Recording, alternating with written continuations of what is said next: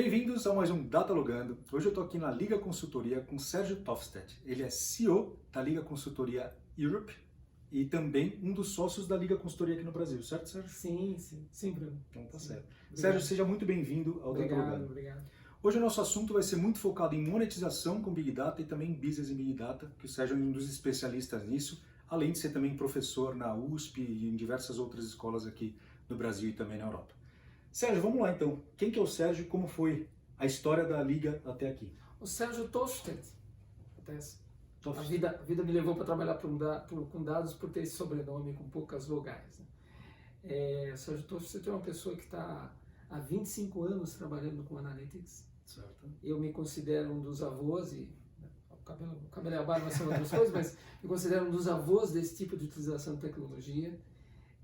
Participei dos projetos iniciais em América Latina e no Brasil, e de lá para cá a minha vida é toda essa, e conheço as pessoas, o mercado e as soluções.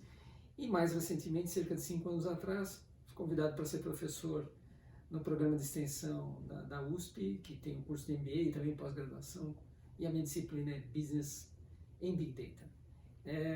É uma área maravilhosa, Bruno, é uma área que está ainda na metade do voo. As empresas ainda estão entendendo o valor do dado e eu consigo até colocar um pouco mais de força nesse lema que está sendo tão falado, que os dados são o novo petróleo. Na verdade, na minha concepção, os dados são o oxigênio que vai dentro do glóbulo vermelho para todas as empresas. Certo. Porque hoje ele faz parte da realidade da companhia, e as companhias, a maioria delas, devem perseguir a questão de se tornar esse data-driven. Com certeza. Que é um dos buzzwords mais principais do mercado. E quando a gente fala de, obviamente que hoje você está toda à frente do comercial de Big Data da Liga aqui na Europa. Quando a gente fala de um histórico, falando desde quando o senhor entrou na época trabalhando com dados lá atrás e até hoje, quais foram as principais evoluções que o mercado sofreu nesse tempo? Sim. E o que você enxerga hoje, que além de você já falou das empresas estarem focando, né, o dado é o oxigênio, e como que a Liga e você vem ajudando nessa parte de construção de data-driven platform? Sim, Bruno, foi assim. Dados sempre foi o core das instituições, ainda que nunca foi considerado como um dos principais assets. Então, hoje, uma das agendas que é muito aberta junto do C-Level é a questão de você monetizar os dados e tratar os dados como o principal asset. Tá aí a questão de a evolução das principais companhias que fazem dinheiro no uso adequado dos dados. Certo. No momento inicial, os primeiros projetos que chamavam-se Data Warehouse eram projetos muito que trabalhavam com séries históricas, com perfis de consumo, com insights ocultos, com prevenção de risco, de fraude, etc. A coisa mais interessante é que esses temas não mudaram.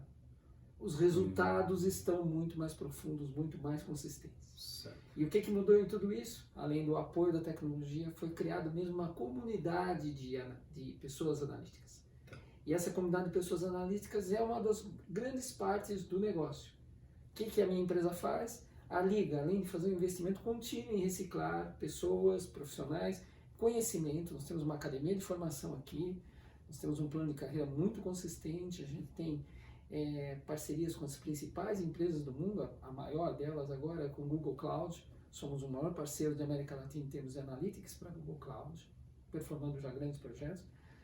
E essa diferença entre criar a comunidade analítica, e nossa empresa suporta isso, está trazendo resultados tangíveis para quem toma decisão nas empresas e na ponta das empresas. Você pode trazer algum exemplo para ficar mais até fácil? Eu tenho exemplos muito interessantes. O que eu gostaria até de dizer até um pouquinho antes dos exemplos é que nessa composição de um grupo, uma comunidade de analíticos, toda essa troca do relacionamento que a rede social, a principal dela, LinkedIn, faz, e esse canal muito próximo, como alunos que vêm das universidades junto com as empresas, estão realmente fazendo a diferença.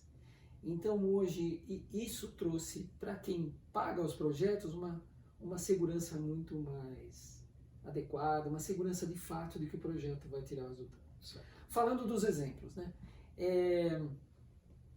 Por que as empresas data-driven têm grande sucesso? Elas têm grande sucesso porque de cara elas percebem que elas não vivem isoladas do mundo e que o mundo, a interação delas com o mundo é feito por canais. Os canais, parte deles são pessoais, mas parte são eletrônicos. Então, a melhor conexão no canal eletrônico com o seu cliente vai trazer um melhor resultado. E isso que é interessante porque toda essa parte do tratamento dos dados fez com que o modelo das empresas criassem novas linhas de negócio ou modificassem toda a cadeia de linhas de negócio.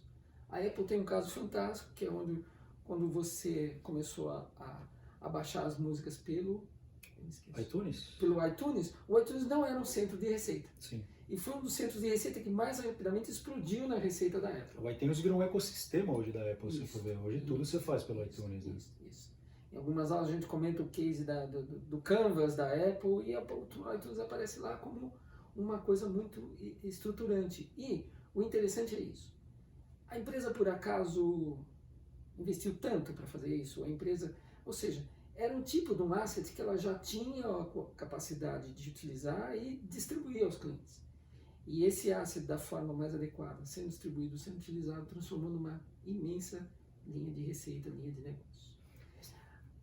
Um pouco mais os exemplos. Não, acho legal. Empresas data-driven. Em menos de 20 anos, 15 anos atrás, quando você pegava o mapa das empresas mais lucrativas e maiores receitas, apenas uma ou duas, e estamos falando de IBM junto, estavam nas 10 principais. Certo. Hoje você tem entre as 10 maiores, acredito que um banco e mais uma empresa de óleo e gás. Então, das 10 a 15, 20, de 10 a 20 maiores empresas do mundo, 7 são as mais inovadoras e todas elas são data-driven. E as 5 principais trabalham só com dados. Então, você compra um aparelho, posso falar o nome das marcas? Né? Fica à vontade. Você compra um aparelho Samsung. Esse aparelho Samsung ele é um device, ele é um objeto, um hardware, mas ele nasceu com dados. A necessidade do tamanho de tela, tamanho de porte, a espessura, a capacidade das câmeras, não teve nenhuma outra inferência a não ser os dados da experiência de usuário. Certo. Então, sensacional. Absurdamente. Muito bom. A outra coisa, os grandes disruptivos, Airbnb, Uber, etc., são empresas que dados são assets. Eles não têm um investimento, nem o Airbnb, nem nas empresas, na locação, e nem o Uber comprando uma frota. E é uma empresa gerida a dados. Mas aí são exemplos que todo mundo comenta, mas olha que interessante. A Netflix, que todos somos usuários, Sim. Ela simplesmente montou uma outra indústria. Essa indústria gerou um número de resultados interessantíssimos. E a gente vai falar um pouco aqui a diferença de você ter um time de data science de alta performance. O que eu quis dizer nessa resposta até um pouco longa? Certo. A Liga se preparou e vem se preparando para todo esse tipo de movimento. Os temas são os mesmos, a profundidade, as capacidades são outras. E a Liga veio se preparando para, por exemplo, como é que eu monto um plano de projeto para trabalhar com uma equipe de Agile em Big Data, Agile em desenvolvimento de Machine Learning. Poxa, a gente tem essa metodologia aqui. Poxa, mas esse pessoal precisa ser treinado no Google Cloud Platform. Então a gente manda as pessoas para fora, contrata alguns heads para multiplicar conhecimento, etc. Poxa, temos uma parceria com a IBM Watson aqui. Poxa, fantástica, a parceria está acontecendo. Então, tudo isso a gente se preparou muito bem. Os exemplos que me deixam muito bem e vai trazer aí bastante, vai abrir bastante a cabeça do pessoal. Eu não participei do projeto, é um projeto da PwC, só que eu trabalhei na PwC 2 anos como Business Development para a América Latina, ligado a essa área de CRM, Analytics e DW. Certo. E a PwC recebeu uma encomenda há uns anos atrás de transformar uma empresa numa empresa digital, baseada em dados. Tá. E essa empresa era uma das grandes redes de pizzaria do mundo e eles começaram a fazer um estudo dos canais, um estudo de melhoria dos canais, etc. E tal. A aplicação top de sucesso da empresa hoje é o celular do Bruno está cadastrado e tem um apps que ele baixou num portal de Samsung, de Apple, etc. Uhum. E ele já tem uma série histórica do consumo de pizza. A nova atualização do apps que ele abaixou tem só um botão. De tudo que o Bruno tem um botão só. Pizza. Puf. Pronto. Um dedo, a pizza entregue no tempo tal, já descontado no seu cartão, Que é o que a gente está vendo Essa hoje. simplificação Uhum. de tudo que o analista poderia fornecer Vocês estão resolvendo isso de uma maneira extremamente ágil e fácil. com uma coisa assim simplista. Sim, isso Aí- eu vejo um ponto legal também. Sim. Aí outras coisas que o Big Data voltado ao negócio está trazendo. E aí isso influencia nós que estamos trabalhando nisso e até os executivos das empresas a olharem o ponto fora, a pensarem fora da caixa. A Iron Maiden é uma das maiores bandas do mundo. A Iron Maiden contratou um serviço Big Data, que não é da lei, para verificar o seguinte hipótese de negócio. Vamos verificar quais países estão fazendo o maior download de músicas sem nenhuma receita, sem que apuremos nenhuma receita. Certo. Nos vários canais, free ou não free, ou hacker, etc. E tal. E modificaram a turnê global exatamente nesses países. Usaram a data, a informação, Ou em seja, favor a eles, seja, para poder o gerar produto uma é receita. nosso. E ao invés de dizer, poxa, vamos proteger o franco, não, é lá que a gente tem É que lá ir. que a gente tem que ir. Exatamente. E vamos montar toda uma linha, já tem uma pesquisa das músicas e tal. Já sabem tudo que eles estão Ou ouvindo. seja, até o pensamento é diferenciado quando você usa o dado É de verdade. forma adequada. E quando a gente fala numa questão assim, você falou que vocês constroem toda essa parte de Google Cloud, toda a parte de Watson e tudo mais. A gente está vendo que hoje muitas empresas já estão se adaptando, principalmente as empresas de grande porte, elas já estão virando data-driven, que acho que esse é um assunto que já está super em alta, que todas as empresas estão falando, somos data-driven, somos data-driven. Mas o que a gente pode ver ainda são muitas empresas se pautando por dados ou não sabendo como interpretar dados, que a gente deve ver muito isso no nosso dia a dia também.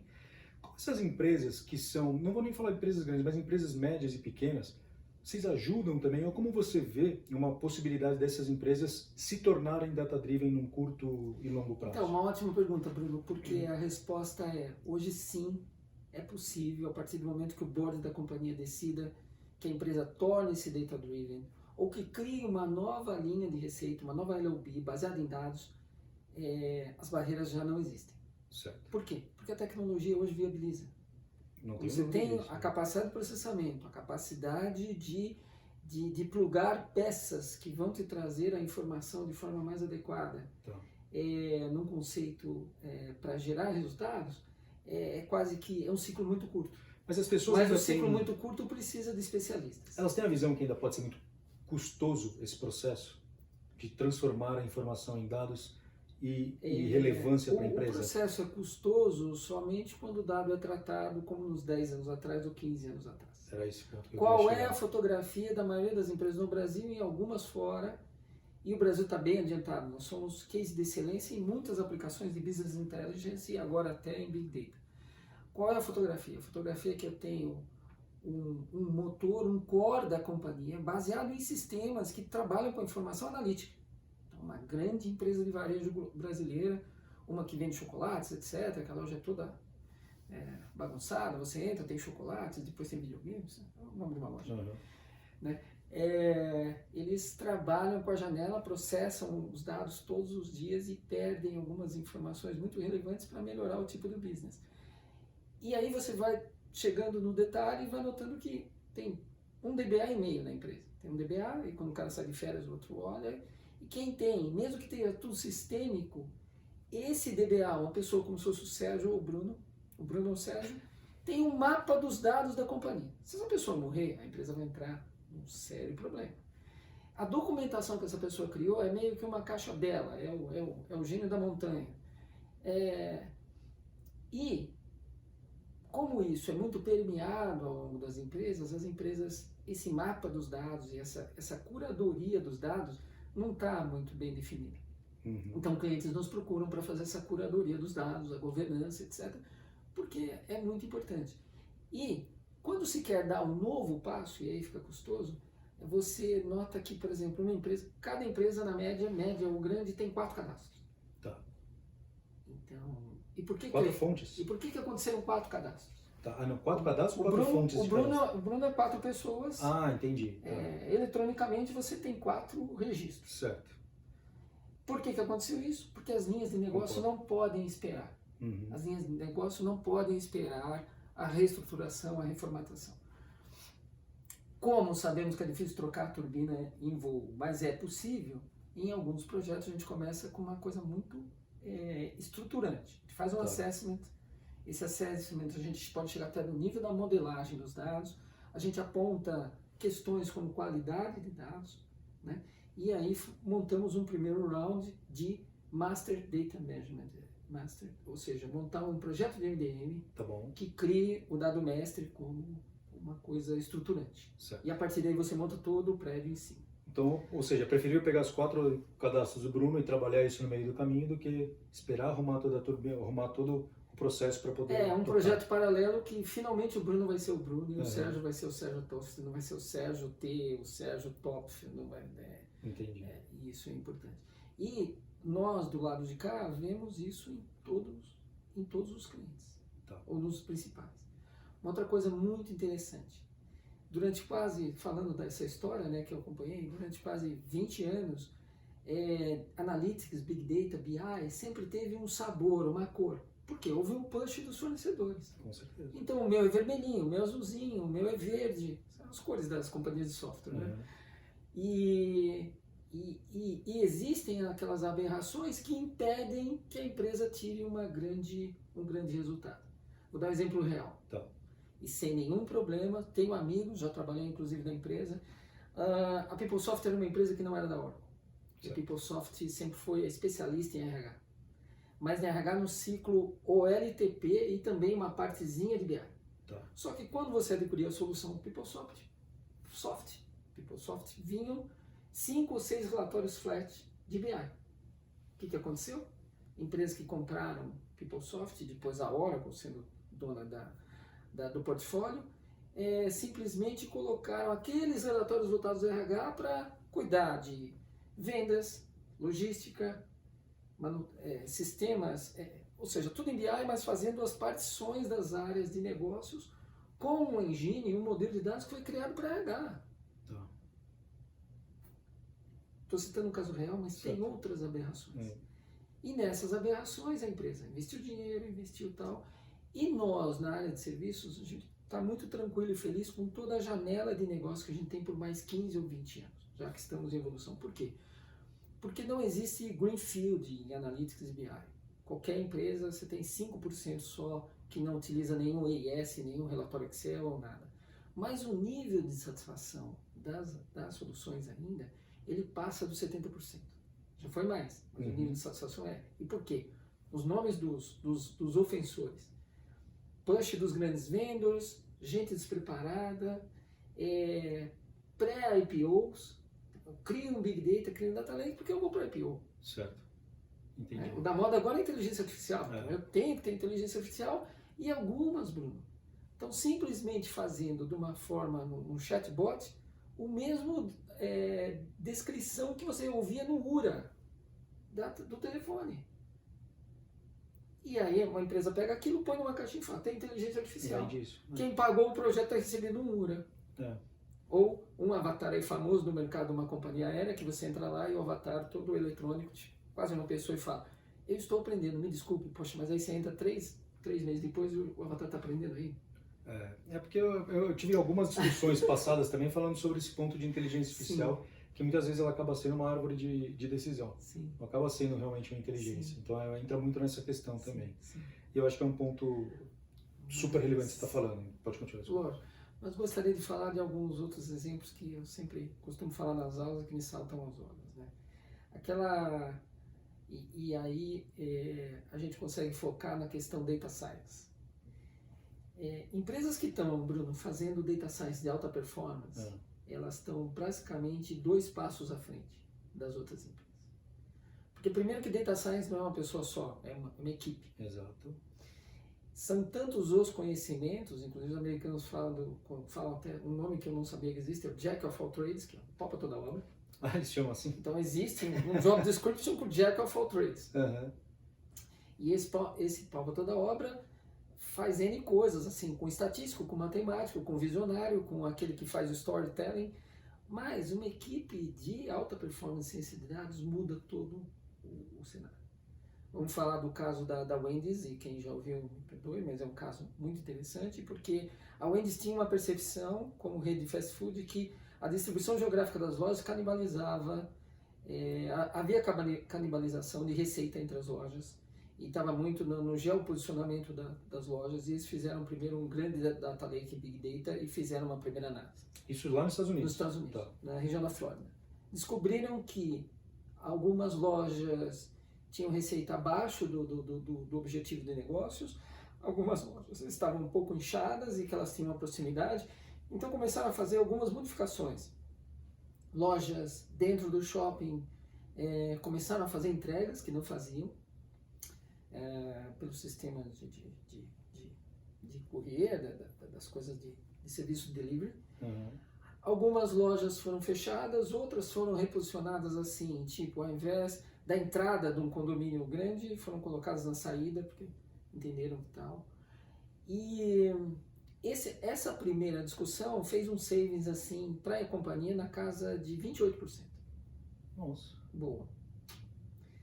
Só que o time deles tinha a questão de time de alta performance, data science. E aí um dia decidiram verificar como é que realmente se aumentaria o consumo das unidades e tal. Uma coisa é fazer o saving, outra coisa é você fazer. E essa fazer questão é assim,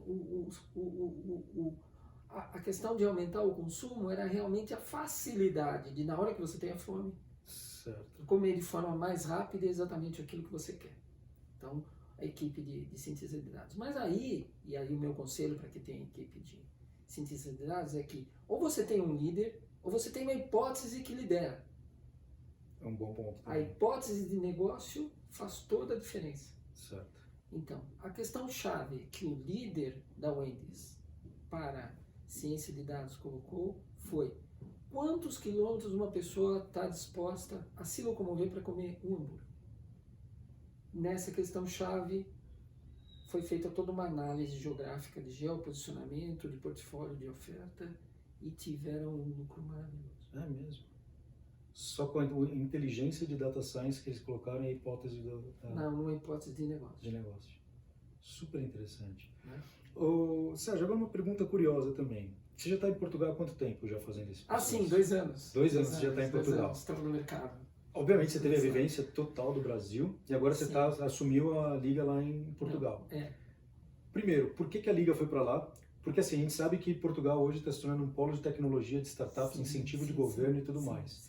O Web Summit foi para lá, saiu de Dublin, enfim. Está acontecendo esse movimento. Esse foi um dos motivos da Liga ter ido para lá, para geração de oportunidade. E além disso, uma outra pergunta já emendando, é a questão de a visão, diferenças. Brasil e Portugal que você vê, prós e contras, do ponto de vista de negócios. Sim. A empresa aqui sempre teve uma natividade para crescimento.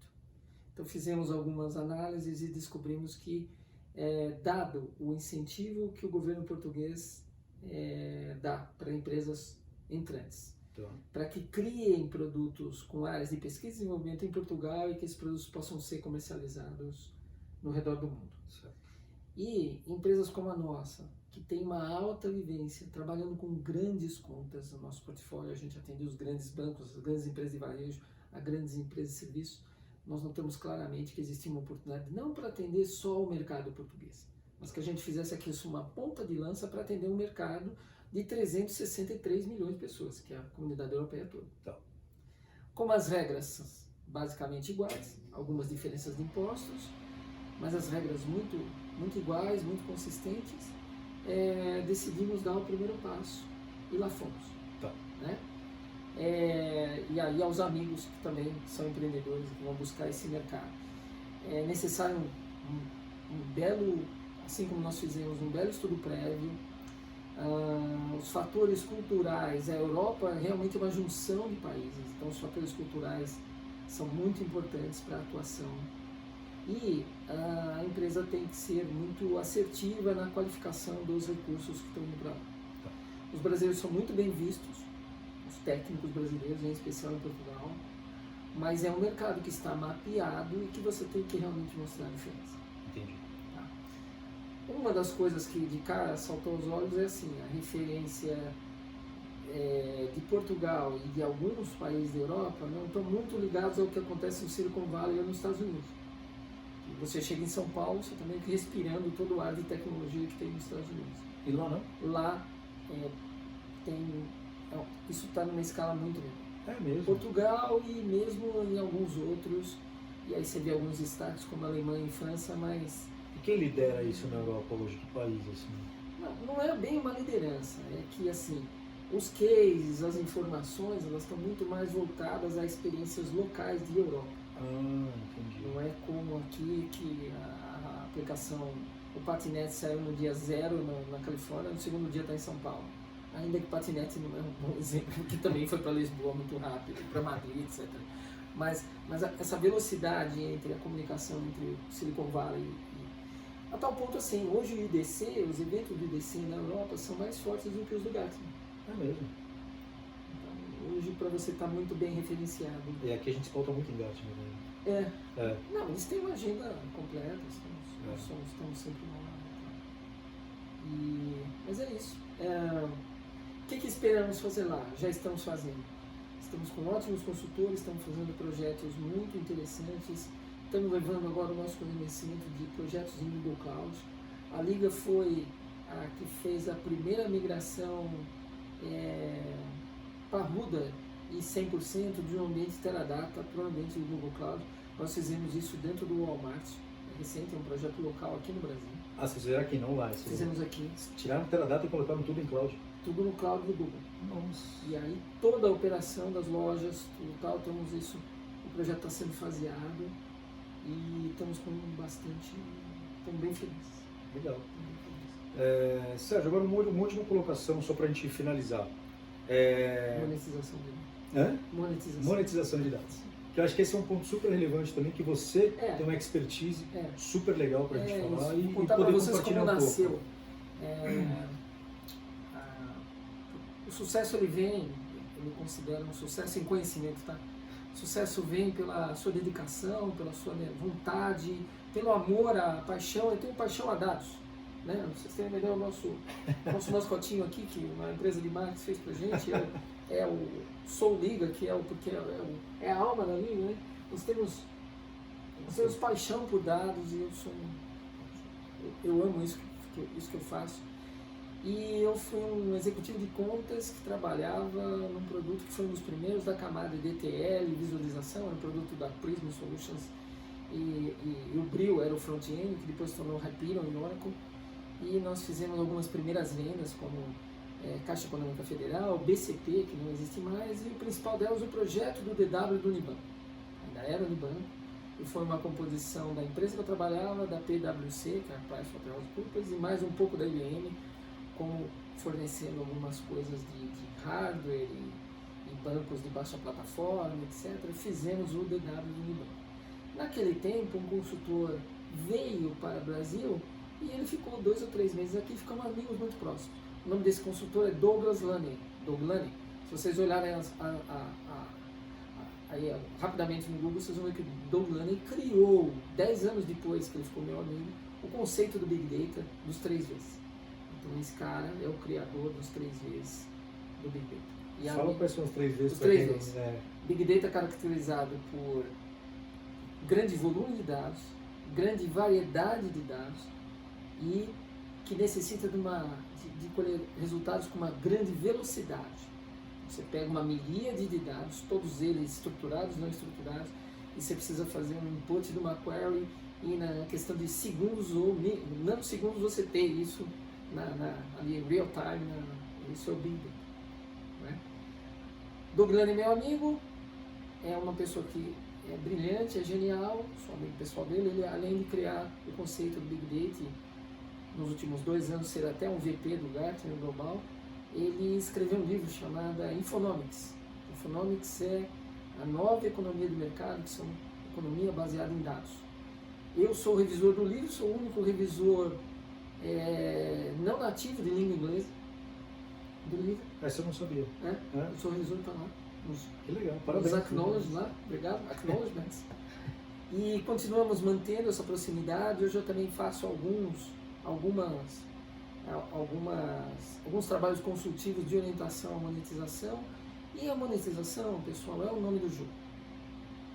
O que a monetização faz de fato? Ela faz com que você, com um investimento pequeno ou próximo do zero, você cria uma nova linha de receita dentro de coisas que você já existe. dar exemplos reais. Certo. Você tem uma grande companhia de assistência médica. Você tem isso espalhado com milhões de clientes no Brasil, na América Latina e tal. Você tem os canais dos médicos, dos laboratórios e tal. E você tem o contato com os clientes, que é feito pelo canal web, pelos apps, pelo telefone, no saque. E um diretor, normalmente de compliance, ou o diretor de SLA, que cuida do nível de serviço, vai estar preocupado, esse é o padrão nosso, com os níveis de atendimento dos canais. Olha, eu tenho os canais estáveis, eu consigo dar tantas respostas, eu tenho tantas posições e tal. Só que todo o tesouro dos dados passa ali. Exato. Ninguém colocou uma peneirazinha de grão maior, mais fechado, mais aberto, para entender que ali está toda a experiência da companhia. Então, assim, parece um conceito dos gregos, né? Não é porque você não vê que não existe. Os dados, eles são existentes, a linha de receita já é existente e é monetizável, e você não conseguiu dar atenção a ela nem criar um projeto. Esse é o primeiro exemplo de monetização de dados. Né? O segundo exemplo de monetização de dados é uma empresa que eu gosto muito, e que é uma empresa que ela faz refrigerantes, infrastal, e ela decidiu que ela precisava fazer uma expansão global. Ela tem refrigerantes e ela decidiu fazer uma expansão global porque ela comprou também uma grande indústria de sucos de laranja. E assim como o refrigerante, a laranja precisa ter o mesmo sabor em todos os locais do mundo. Só que você não planta a mesma laranja em todos os locais do mundo. E nem a época das colheitas é igual. Então, o time de machine learning, o time de ciência de dados conseguiu chegar no algoritmo parrudésimo, que tem aí na casa de milhões de variáveis, e hoje eles fazem até uma ligação com canais externos, que são canais de meteorologia e tal, e conseguem colocar nas plantas ao redor de basicamente todos os países industrializados do mundo o mesmo suco, com o mesmo sabor, independente de safra, independente das tempestades, independente. Interessante isso. Numa dosagem adequada para o suco ter a mesma textura, independente até das mesmas matrizes de laranja. Sim, com certeza. Então, é um exemplo de monetização também. Maravilha. Monetizar os dados é uma meta das empresas. Conto para o Bruno, e até nas aulas que eu dou, que agora o pessoal de contabilidade e até de auditoria está finalmente colocando o peso ou no valor no capital intelectual. O capital intelectual já existe, já é um asset da companhia. Mas agora, os dados, como os dados são tratados, como os dados são guardados, qual a qualidade deles, começa a ter um valor, uma relevância para dentro super das companhias. Um ponto falando também desse negócio de monetização, todas as indústrias vão poder se apropriar disso, quando souber otimizar, monetizar isso daí. Sim. Por exemplo, não sei, pensando aqui, um plano de saúde, uma consulta médica. Me fala se eu estiver errado, mas se eu tiver uma janela de uma consulta médica que está aberta ali, eu sei que aquela pessoa quer marcar a consulta que está para 3 dias, eu posso criar uma oportunidade para ela, eu estou monetizando em cima disso também. Sim. Eu evitei aquela minha janela. Sim. E estou trazendo recursos para poder fazer isso. Esse foi um exemplo que eu pensei aqui agora também, nesse sentido. Vou te dar um caso real, que é um projeto que a gente está colocando aqui, e os senhores do mundo de empresas de seguro-saúde quiserem nos chamar para fazer, a gente tem um desenho do então projeto. Você tem até o já tem um nicho. desenho do projeto. É assim, se um brasileiro é atendido em Porto Alegre, e isso é muito sensível na camada do atendimento inicial, quer dizer, one-to-one lá, no seu seguro-saúde junto do hospital, junto do pronto-socorro, etc. Se um brasileiro tem uma gripe e é atendido em Porto Alegre, e ele é atendido até com o mesmo brand, com o mesmo seguro-saúde, em Belém do Pará, ou até no Maranhão e depois em São Paulo, é gritante a diferença de exames necessários para chegar no mesmo diagnóstico. É mesmo. Então, alguns locais, 3 exames, alguns locais 4 exames, alguns locais 1 exame, algum local conversa e exame. E como é que se pensa fora da caixa nisso? Começar a se criar um grande Big Data para saber como as universidades de medicina ao redor do país tem essa orientação dentro das ementas dos cursos. Bacana isso. E por quê? Bem Porque aí já se interessante. sabe que você pode ter um grande savings em chegar numa mediana, ou fazer até uma inferência junto da academia, Aham. ou trazer uma realidade que a academia precisa de um fator mínimo para detectar uma gripe ou uma patologia diferenciada, e quase ninguém está fazendo isso. É uma super oportunidade que está sendo Um aberta. projeto. Legal, vocês estão fazer fechando, monetização. vocês estão fazendo Não, isso? estamos fazendo a oferta. Ah, que legal. E a empresa que comprar isso vai estar diferenciada. Ótimo, ótimo. É isso mesmo. Sérgio, eu gostaria de agradecer a tua presença no Datilogramma. Eu sei que o nosso tempo é Tem curto. mais um assunto que eu preciso falar. Então vamos Que é falar. importante. Vamos lá. Eu sou um defensor, pessoal, de uma coisa chamada Data for Good. E aí a gente pode falar de BI for Good, Big Data for Good ou até AI for Good. Na realidade, além de termos nossas famílias, de sermos profissionais, ganharmos nosso sustento, eu entendo que cada um de nós poderia olhar um pouco mais, e aí se a coisa for celular, cada um fizer uma pequena parte, nós vamos criar um mundo melhor. Dados hoje é o coração das empresas, o oxigênio, o petróleo, então por que não também utilizarmos o nosso conhecimento e compartilhar isso com as pessoas? Essa nova geração, ela adora compartilhar, ela já veio preparada ao compartilhamento, e nós devemos compartilhar, ainda que se não soubermos fazer isso por falta de treino, é como uma corrida, que a gente possa compartilhar simplesmente pelo fato de que vamos criar um mundo melhor. Tem um exemplo bem bacana disso. Uma empresa de Nova York tinha um braço dela, uma empresa de tecnologia tinha um braço que era ligado numa ONG.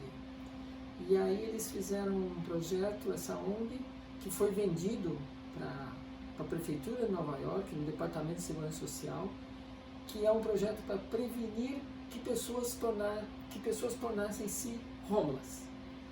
E aí foi um projeto de TI, que fizeram um grande Big Data e cruzaram dados geoeconômicos, dados demográficos, dados sociais, coisas interessantíssimas na análise, Bruno, como quantas vezes essas pessoas participaram de eventos policiais, trazendo dados até de sons, de distúrbios na rua, ou dados de pessoas que reclamaram, um parente reclamou do outro, fez uma ocorrência policial, mas não teve agressão, etc. Chamadas para os CVVs, e coisas assim, utilização de um número absurdo, de um volume imenso de cupons de desconto, ou de busca por promoções. Resultado, chegaram no algoritmo que consegue prever com 87% de certeza se a pessoa vai se tornar homeless 3 meses antes. Sério? Sério, o projeto existe, Nossa é um projeto Senhora. monetizado, que tem um viés de Data for Good e ainda tem savings. Porque o custo de tirar uma pessoa da rua é imensamente maior do que não deixá-la ir à É rua. verdade. Maravilhoso, maravilhoso. Pô, esse foi um desfecho ainda perfeito para esse momento também. Sérgio, mais uma vez, muito obrigado pela tua participação.